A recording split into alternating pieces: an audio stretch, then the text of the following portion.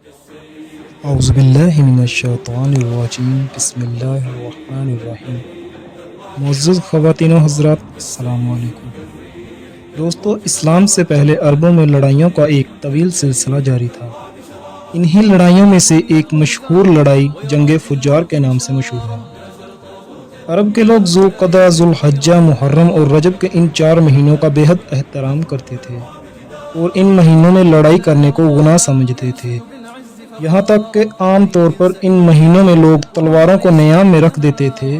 اور تیروں کی برچیاں اتار لیتے تھے۔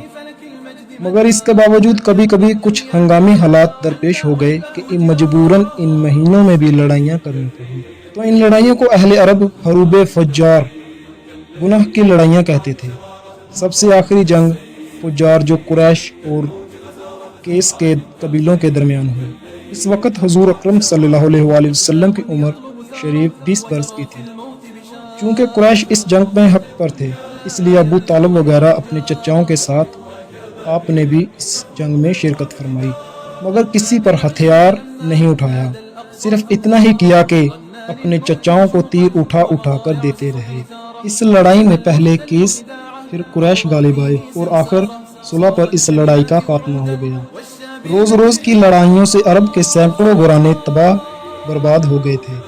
ہر طرف بد امنی اور آئے دن کی لوٹ مار سے ملک کا امن و امان غارت ہو چکا تھا۔ کوئی شخص اپنی جان و مال کی حفاظت نہیں کر سکتا تھا، نہ دن کو چین تھا نہ رات کو آرام۔ اس وحشت ناک صورتحال سے تنگ آ کر کچھ لوگوں نے جنگ فجار کے خاتمہ کے بعد ایک اصلاحی تحریک چلائی۔ چنانچہ بنو ہاشم، بنو زہرہ، بنو اسد وغیرہ قبائل قریش کے بڑے بڑے سرداران عبداللہ بن جدعان کے مکان پر جمع ہوئے اور حضرت محمد صلی اللہ علیہ وآلہ وسلم کے چچا زبیر بن عبد المطلب نے یہ تجویز پیش کی کہ موجودہ حالات کو سدھارنے کے لیے کوئی معاہدہ کرنا چاہیے۔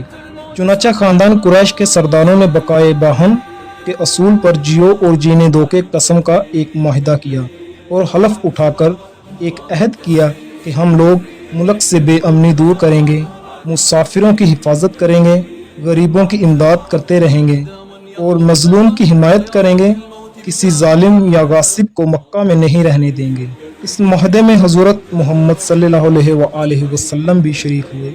اور آپ کو یہ معاہدہ اس قدر عزیز تھا کہ اعلان نبوت کے بعد آپ صلی اللہ علیہ وآلہ وسلم فرمایا کرتے تھے کہ اس معاہدے سے مجھے اتنی خوشی ہوئی کہ اگر اس معاہدے کے بدلے میں کوئی مجھے سرخ رنگ کے اونٹ بھی دیتا تو مجھے اتنی خوشی نہ ہوتی۔ اور آج اسلام میں بھی اگر کوئی مظلوم حلف الفضول کہہ کر مجھے مدد کے لیے پکارے تو میں اس کی مدد کے لیے تیار ہوں۔ اس تاریخی معاہدے کو حلف الفضول اس لیے کہتے ہیں کہ قریش کے اس معاہدے سے بہت پہلے مکہ میں قبیلہ